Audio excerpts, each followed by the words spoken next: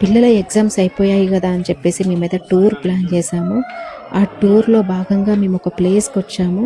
ఇక్కడ లోపలికి వెళ్తే గాలి అస్సలు ఆడలేదు. 2-3 అవర్స్ అయితే మేము లోపల ఉండాల్సి వచ్చింది. కాకపోతే ఒక కొత్త ఎక్స్పీరియన్స్ మంచిగా అనిపించింది. ఇలాంటి ప్లేస్కి మళ్ళీ రావాలనిపించింది. కాకపోతే ఎక్కడో ఒక చిన్న భయం అయితే ఉంది. ఎందుకంటే చూస్తున్నారు కదా, మొత్తం ఒక గుహలాగా ఉంది. ఇలా స్టెప్స్ దిగుకుంటూ గుహ లోపలికైతే నడుచుకుంటూ వెళ్ళాలి. ఈ గుహ లోపల హాఫ్ వరకు మనకి చీకటిగానే ఉంటుంది. గుహ లోపల నుంచి చూస్తే బయటికి మనకి ఇలా చిన్నగా లైట్ మాత్రమే, బయట సన్లైట్ కనిపిస్తుంది అంతే. గుహ లోపల మొత్తము మధ్య మధ్యలో ఇలా లైట్స్ పెడతారన్నమాట, కలర్ కలర్ లైట్స్.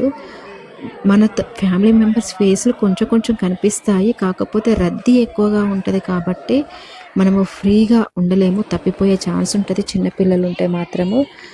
ఇలా గుహలోకి ఎంటర్ అయ్యే వాళ్ళు అలాగే వచ్చే వాళ్ళకి ఒకటే దారి ఉంటుంది.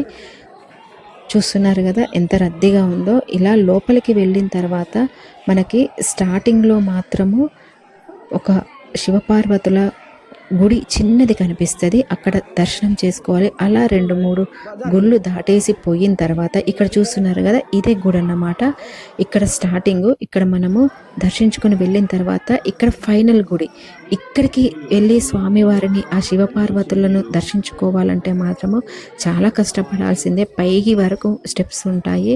నాకైతే చాలా అలసట అనిపించింది, కానీ స్వామివారిని చూడగానే నేను పడిన అలసట మొత్తం పోయింది. చూసారు కదా, నాకైతే చాలా బాగా నచ్చింది లోపల స్వామివారిని అమ్మవారిని చూడటము. మీకు ఒకవేళ ఫ్రీ టైం ఉన్నప్పుడు మీరు కూడా ఒకసారి వెళ్ళండి. అయ్యో నేను మర్చిపోయాను, ఇది ఎక్కడో చెప్పలేదు కదూ, బుర్ర గుహలు వైజాగ్ దగ్గరలో ఉంటుంది. మీకు వీలైనప్పుడు తప్పకుండా వెళ్ళండి. మరొక వీడియోలో మళ్ళీ కలుస్తాను. నేను మీ గీత. Bye bye.